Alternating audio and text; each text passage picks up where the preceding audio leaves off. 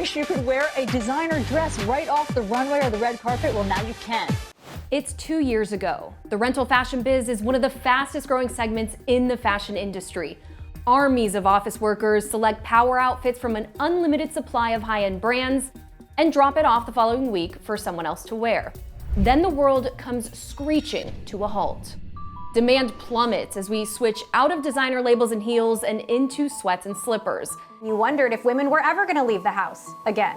And companies like Rent the Runway lose nearly 2/3 of their business. People just want to be comfortable. That's why everybody's still in sneakers and, nobody's walking around in stilettos and bandage dresses anymore. That's done. So can rented fashion come back in vogue?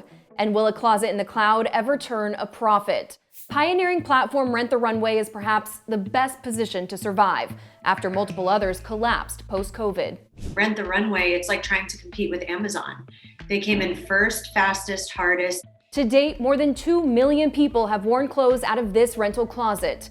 And while COVID pushed the company into cost-cutting mode, the changes made it more resilient and ready to welcome returning customers. I've been in this industry for over a decade and I have not seen anything like this. So, from our perspective, our business is up 100% to where it was in our COVID low, and that continues to accelerate day over day. But 13 years in, Rent the Runway is still chasing a profit.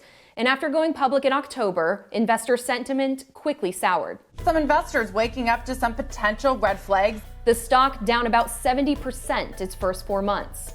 We think it's a tough business model, the shipping, the cleaning, the managing of inventory. I think there's a lot at play here. And I think it's just definitely a tough model for a lot of startups and brands and retailers to really grasp. And as the company tries to grasp what women want in this new normal, I decided to try it on for size. I don't know how much I'm gonna love renting my clothes, so I'm gonna go with the smaller plan.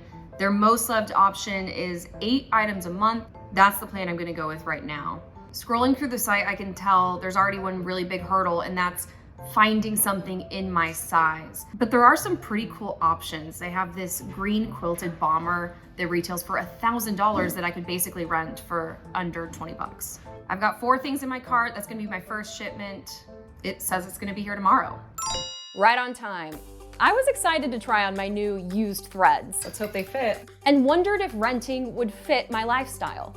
That's today's 5 Most Friday. of the wage raise is for resale. Families have gotten monthly checks of up to... There are so many components to why we get dressed every day, but I would say the largest one is audience-based. Who are you dressing for? Me, I'm dressing for the camera. Maybe you're dressing for Zoom meetings or brunch with friends. A lot has changed in 2 years. As an industry that started with formal wear and moved to the office, rented fashion's future now depends on becoming something we reach for in casual settings too. Tell me in the comments if you plan on renting clothes anytime soon.